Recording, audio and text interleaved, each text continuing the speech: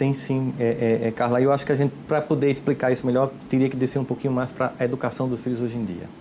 O que é que a gente tem visto? A geração passada de pais, eles nunca se preocuparam em perguntar se a gente os amava.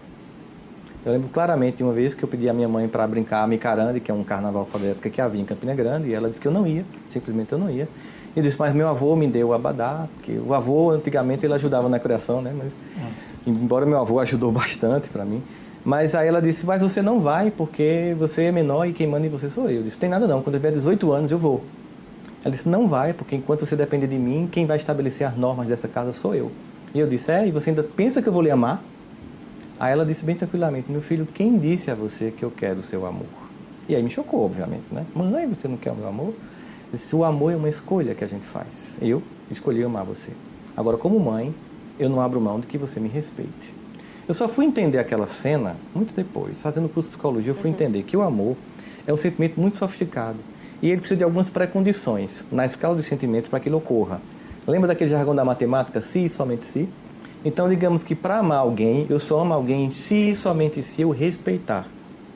Os pais do passado não se preocupavam em serem amados, mas não abriam mão de serem respeitados. E com isso conseguiam o amor e o respeito. Infantilmente e de forma insegura, os pais de hoje querem ser amados por crianças e adolescentes, que nenhuma sofisticação ainda tem para um sentimento tão nobre. Eles realmente gostam muito, mas o amor vai ser construído na educação desses filhos. Eles tentam ser amados, mas não se fazem respeitar. E ao final não conseguem nem o amor, nem o respeito. Como eles não criam filhos, eu não estou falando de todos, mas muitos, não criam crianças que suportam não, frustração, eu não vou dar, eu não vou comprar. Eles criam pessoas com incapacidade de suportar que a vida nem sempre é favorável.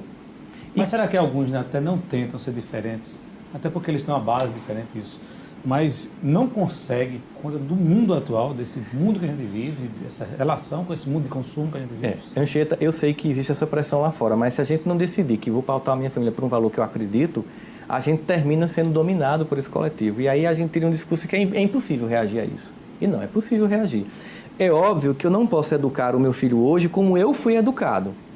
Acontece que nós tínhamos um modelo de família que começou a ser questionado, que a gente chamaria de tese, família tese. Se criou uma antitese, uma antítese, seria um movimento dialético. Essa família tinha alguns valores que não eram legais, por exemplo, uma hierarquia muito fechada, pouco diálogo entre os filhos, o pai mal conversava com os filhos, a mulher não tinha espaço. Então se começou a questionar essa família, porque de fato ela tinha defeitos, mas ela tinha virtudes.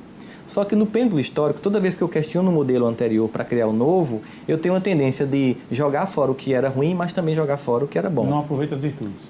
Como a gente sempre diz brincando no comparação, é que como se desse um banho no menino, uma banheira, e depois fosse jogar água suja fora e levasse o menino junto, jogasse fora o menino. Então, aquela família hierarquizada eu abri mão. Aí eu vim para uma família que era repressiva, mas eu criei uma família permissiva.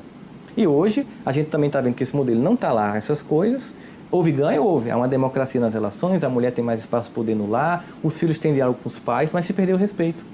Então, a família síntese, que é a família antiga, tese, a família antitese, vamos para a família síntese, nesse movimento dialético, é uma família em que eu mantenho essa democracia familiar que foi conquistada, é muito bem-vinda, a criança poder se expressar, mas eu trago de volta o respeito, a disciplina, a norma, as frustrações, que eu não posso dar tudo que você quer, mesmo que eu possa. Eu, como um pai, como uma mãe que quer educar, eu evito para que você suporte. Né? Um exemplo claro é que, por exemplo, tudo é muito pronto hoje. Você, da minha geração, Cita, sabe que para a gente comer uma pamonha era todo um dia no milharal, catando, depois descabelando, os homens iam, era até uma coisa divertida. Depois a gente cortava, moía com moinho à mão. E 5 da tarde era um ritual familiar inteiro em que a gente comeria a pamonha. A gente passa hoje na padaria e compra pronta. Então, por exemplo, pegar um filho em casa para fazer um bolo é uma boa experiência de trabalhar com ele a resiliência, Carla. De você chegar, vamos fazer o bolo. Bom, em vez de comprar pronto, aí começa, faz, ele vai ver o esforço que dá, a mão que machuca, o tempo de esperar. Tá pronto? Não, tem que esperar esfriar. Ele passa mais ou menos umas 4 horas para comer um bolo. Aquilo é uma experiência rica dele esperar o tempo. Nós temos uma geração ansiosa. E essa geração ansiosa e pouco resiliente, ela tenta tamponar essa falta de afeto, porque se eu não respeito meus pais, eu termino não amando meus pais. E eu vou para relações fragilizadas, inclusive namoros fragilizados. E aí você vê uma jovem acaba o namoro e se suicida. Veja que incompetência emocional, que filha que você criou com tanta incapacidade de suportar a frustração, que é a primeira vez que acaba uma coisa. Em vez de ouvir Pablo, né? E chorar, e depois reviver, né? A pessoa vai e se mata. Quer dizer, a gente simplesmente fazia isso, ouvia uma músicazinha, chorava, ficava triste, né? E continuava a vida. Agora as pessoas não podem ter um prejuízo que se destrói. As pessoas não se dão mais ao trabalho de roer um pouco, né? Exatamente.